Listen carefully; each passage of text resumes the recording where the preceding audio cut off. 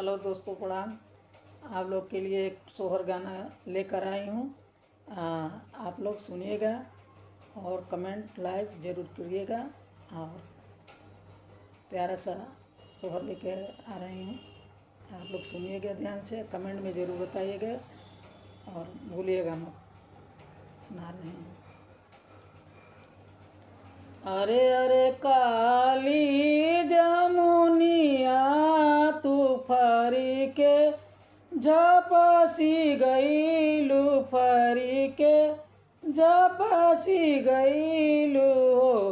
जामुनी तू हरे बहाने हरियावत नयन भर देखी लेती हूँ। जामुनी तू हरे बहाने हरी आवत नयन भर देखी लेती हूँ। अरे अरे गैया भैंसिया तू एक दिन तोराई जई, तू एक दिन तोराई जई तू।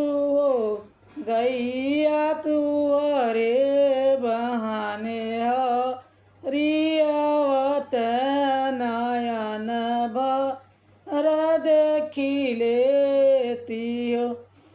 गैया तू हरे बहाने हरियावत नयन भर देखी लेती हो। अरे अरे गैया भैंसिया तू एक दिन तोड़ाई गईलू, एक दिन तोड़ाई गईलू। हरी जी बेजी दे हीरा छोकड़वा अपने नहीं आवेल। हरी जी बेजी दे हीरा छोकड़वा अपने नहीं आवेल।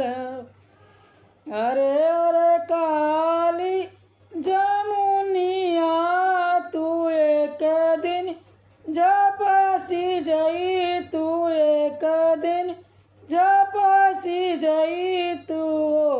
जामुनी तू हरे बहाने हरियावत नयन भर देखी लेती हो।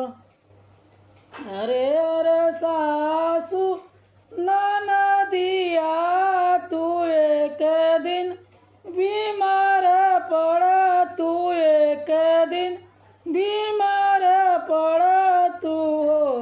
सासू तू हरे बहाने हरियावत नयन भर देखी लेती हो। सासू तू हरे बहाने हरियावत नयन भर देखी लेती हूँ। अरे अरे सासू ननदिया तू एक दिन बीमार पड़लू, एक दिन बीमार पड़लू। सासू भेजी देला डॉक्टर बया दवाई अपने नहीं आवेल।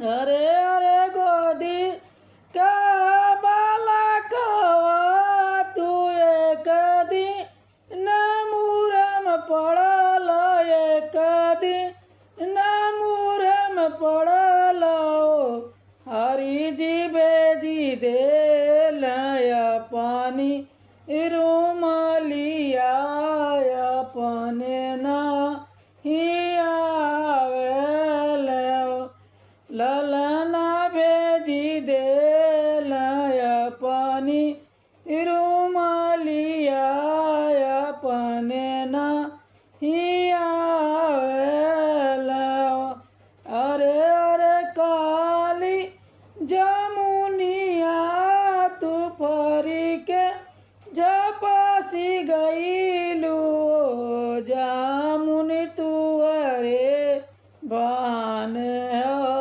रियावत नयन भर देखिले